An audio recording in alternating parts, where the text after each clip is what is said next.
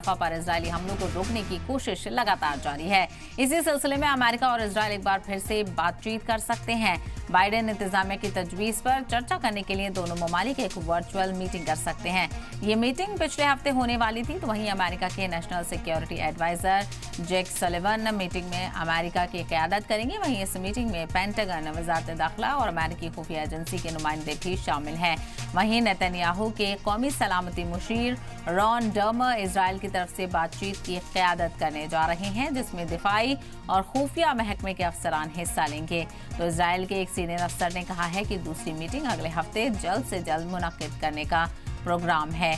तो रफा पर इजरायल हमले को रोकने के लिए कोशिशें लगातार जारी हैं और इसी सिलसिले में अमेरिका और इजरायल एक बार फिर से बातचीत कर सकते हैं।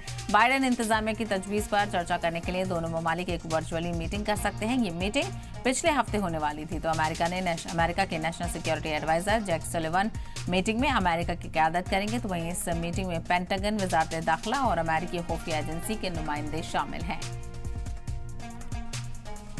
वहीं एक और बड़ी खबर, इजरायल में वज़ीर-ए-आज़म बेंजामिन नेतन्याहू के खिलाफ एहतजाज का सिलसिला लगातार जारी है। लोग बड़े पैमाने पर सड़क पर उतरकर सरकार के खिलाफ गुस्से का इजहार कर रहे हैं। तो पार्लियामेंट यरूशलेम में पार्लियामेंट हाउस के पास अब तक का सबसे बड़ा सरकार मुखालिफ एहतजाज हुआ है।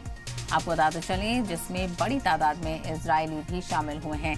तेल अवीव में भी सरकार के खिलाफ एहतजाज किया गया और इस रैली में एहतजाजियों ने हमास की तरफ से बंधक बनाए गए लोगों को आज़ाद कराने और वक्त से पहले इलेक्शन कराने के लिए जंगबंदी का मुआहदा कायम करने की अपील की है।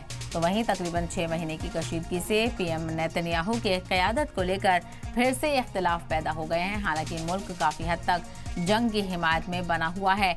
इतवार को नेतन्याहू ने बंधकों के परिवार वालों को यकीन दिलाया है कि वो यरगमालियों को घर लाने की हर मुमकिन कोशिश करेंगे और साथ ही साथ उन्होंने ये भी कहा कि इलेक्शन की मांग से बंधकों की रिहाई पर रुकावट हो सकती है। नेतन्याहू ने हमास के खात्मे का अहद लिया है, लेकिन फिर भी वो कामयाब नहीं हो सके हैं।